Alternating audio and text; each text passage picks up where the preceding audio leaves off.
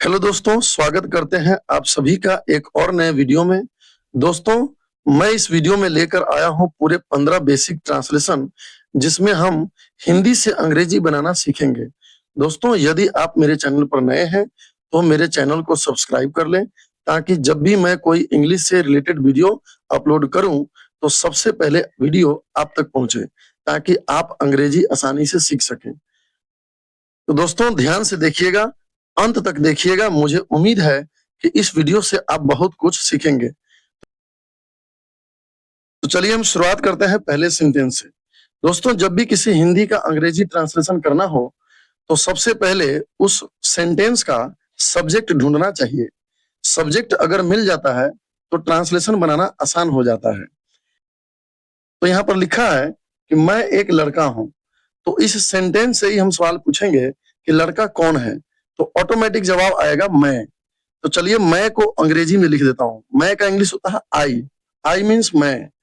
अब अंत में ध्यान देंगे हूं। हूं के लिए हम एम लगाते हैं, आई के साथ एम। I am. एक लड़का, एक का इंग्लिश होता है ए और लड़का का इंग्लिश होता है बॉय। अब ये ट्रांसलेशन कंप्लीट हो गया। I am a boy. Next sentence है वे लोग लड़के हैं। तो वो फिर वही बात, लड़के कौन है? वे लोग। वे लोग की इंग्लिश क्या होती है? दे। THEY। दे मीन्स वे लोग। अंत में ध्यान देंगे हैं। हैं का प्रयोग हुआ है। हैं का इंग्लिश होता है इज एम आर, लेकिन यहाँ सब्जेक्ट के अकॉर्डिंग हमें इज एम आर में से चुनना होगा। तो दे के लिए हम आर का प्रयोग करते हैं, ARE आर। They are. और लड़के का इंग्लिश क्या हो जाएगा? बॉय। बॉय मीन्स एक लड़का होता है, एस लगा देंगे तो बॉयज, मतलब बहुत सारे लड़के। They are boys. ठीक है। नेक्स्ट सेंटेंस है वह एक लड़की है। लड़की कौन है? वह। वह का इंग्लिश क्या होता है? वह का इंग्लिश ही होता है और शी होता है। ही का प्रयोग हम पुरुष जाति के लिए करते हैं और शी का प्रयोग हम स्त्री जाति के लिए करते हैं। तो यहाँ पर लड़की की बात हो रही है, इसलिए यहाँ पर शी का प्रयोग करेंगे, शी। और है के लिए is am are. Is am are का प्रयोग होता है, लेकिन शी के लिए हम इज का प्रयोग करते हैं सिंगुलर फॉर्म के लिए। शी इज एक लड़की, ए। She is a. लड़की के लिए क्या होता है? Girl. She is a girl. Next translation है हम लोग विद्यार्थी हैं। कौन विद्यार्थी हैं? हम लोग। हम लोग का इंग्लिश क्या होगा? वी। हम लोग का इंग्लिश होता है वी। अंत में अगर देखेंगे तो है लगा है। है के लिए हम आर का प्रयोग करेंगे, क्योंकि यहाँ पर वी जो है वो प्लूरल है, तो यहाँ पर हम लिख देंगे आर। We are. विद्यार्थी। विद्यार्थी का इंग्लिश होता है स्टूडेंट। स्टूडेंट। स्टूडेंट मतलब एक विद्यार्थी के लिए, और यहाँ पर हम लोग बहुत सारे विद्यार्थी हैं, इसलिए यहाँ पर एस लग जाएगा। तो ये हो जाएगा वी आर स्टूडेंट्स। वे लोग किसान हैं। कौन लोग किसान हैं? वे लोग। वे लोग का इंग्लिश अभी अभी हम पढ़े हैं, THEY दे होता है, और दे के लिए हम आर का प्रयोग करेंगे, दे आर। और किसान का इंग्लिश होता है फार्मर। फार्मर। लेकिन क्या ये सही है? नहीं। They are farmer. फार्मर एक किसान के लिए प्रयोग होता है, यहाँ पर प्लूरल आया हुआ है, दे आर। दे प्लूरल के लिए यूज होता है, तो फार्मर्स। They are farmers. अब ये सही सेंटेंस है। नेक्स्ट सेंटेंस है मोहित एक बच्चा है। कौन बच्चा है? मोहित। तो मोहित तो एक नाम है, तो हम MOHIT लिख देते हैं, मोहित। अंत में अगर ध्यान देते हैं तो है, तो मोहित एक ही बच्चा है, इसलिए इज का प्रयोग। एक। एक के लिए हम ए लगाते हैं, और बच्चा का इंग्लिश क्या हो जाएगा? चाइल्ड। कितने बच्चे ये सोच रहे होंगे कि यहाँ पर चिल्ड्रन आएगा। नहीं, चिल्ड्रन प्लूरल के लिए आता है, सिंगुलर। मोहित तो एक ही बच्चा है, इसके लिए चाइल्ड का प्रयोग होगा। नेक्स्ट सेंटेंस है, रमेश एक बूढ़ा आदमी है। कौन एक बूढ़ा आदमी है? रमेश। रमेश की अंग्रेजी होगी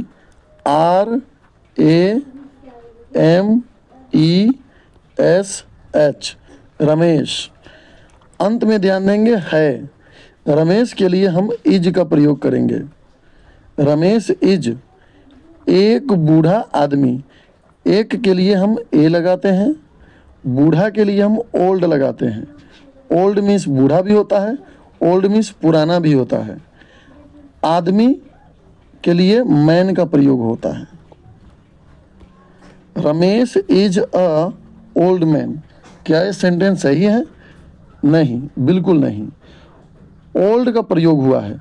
ओल्ड का फर्स्ट लेटर जो है ओ एक वोवेल साउंड है, वोवेल साउंड है, और वोवेल साउंड से पहले एन का प्रयोग होता है।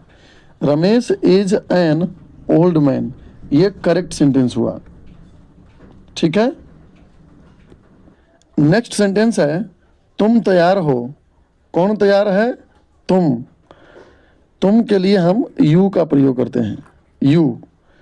यू के लिए हम आर का प्रयोग करते हैं। अब तैयार का इंग्लिश होता है रेडी, READY।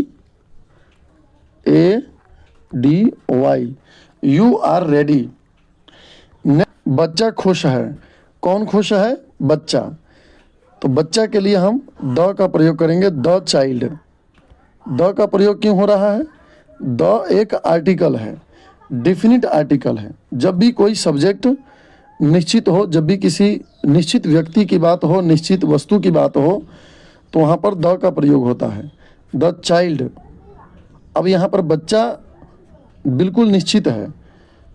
हम बोल रहे हैं बच्चा खुश है, किसी बच्चे को हम देख पा रहे हैं, तभी बोल रहे हैं कि बच्चा खुश है, इसलिए वो बच्चा निश्चित हो गया, और उसके लिए हमें द चाइल्ड लगाना पड़ेगा, द चाइल्ड। और एक ही बच्चा है इसलिए इज का प्रयोग, द चाइल्ड इज। खुश के लिए क्या लगेगा? Happy, the child is happy.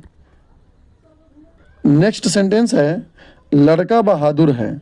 कौन बहादुर है? लड़का। यहाँ पर लड़का है, ये भी एक निश्चित सब्जेक्ट है, तो यहाँ पर द बॉय लगेगा, द बॉय। और एक ही लड़का की बात हो रही है इसलिए इज का प्रयोग, द बॉय इज। और बहादुर के लिए हम क्या लगाते हैं? BRAVE, ब्रेव मीन्स बहादुर। नेक्स्ट सेंटेंस है, आदमी ईमानदार है। यहाँ पर आदमी एक निश्चित सब्जेक्ट है, एक डेफिनिट सब्जेक्ट है, इसलिए आदमी के लिए हम क्या लगाएंगे? The man. मैन के लिए हम इज लगाते हैं क्योंकि यहाँ पर एक ही आदमी की बात हो रही है। The man is. ईमानदार का इंग्लिश क्या होता है? ऑनेस्ट। इसको हॉनेस्ट नहीं पढ़ेंगे, इसको ऑनेस्ट पढ़ेंगे। आप लोग अच्छे हैं। कौन अच्छे हैं? आप लोग। आप लोग का इंग्लिश क्या हो जाएगा? यू। और यू के साथ आर लगता है, ये ऊपर बता दिया गया है, यू आर। अच्छे का इंग्लिश क्या हो जाएगा? गुड। यहाँ पर गुड्स कभी नहीं लगाना है। गुड्स अगर लगा देते हैं तो वो गलत हो जाएगा, उसका अर्थ कुछ और होता है। नेक्स्ट सेंटेंस है, वह बुद्धिमान है। कौन बुद्धिमान है? वह। वह के लिए हम ही का प्रयोग भी करते हैं और सी का प्रयोग भी करते हैं। ही का प्रयोग हम पुरुष जाति के लिए करते हैं और सी का प्रयोग हम स्त्री जाति के लिए करते हैं। लेकिन जब कभी किसी हिंदी वाक्य से ये कन्फर्म ना हो कि वहाँ पर स्त्री की बात हो रही है या पुरुष की, तो वहाँ पर ही का प्रयोग करना जरूरी हो जाता है।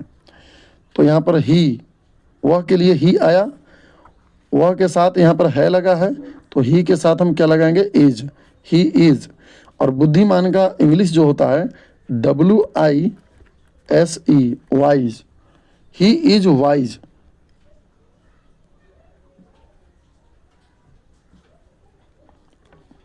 नेक्स्ट सेंटेंस है, वे लोग मेहनती हैं। कौन मेहनती हैं? वे लोग। वे लोग का इंग्लिश क्या हो जाएगा? दे, THEY, दे मीन्स वे लोग। और दे के लिए हम क्या लगाते हैं? आर। क्योंकि जो दे वर्ड है ये प्लूरल के लिए आता है, एक से ज़्यादा लोगों के लिए आता है, एक से ज़्यादा व्यक्तियों के लिए आता है। तो यहाँ पर हम लगाएंगे दे आर। मेहनती का इंग्लिश होता है लेबोरियस, LABORIOUS। लेबोरियस मीन्स मेहनती, they are laborious. Next sentence है वह भूखा है। दोस्तों मैं चाहता हूं कि इसका ट्रांसलेशन आप कमेंट बॉक्स में जरूर दें।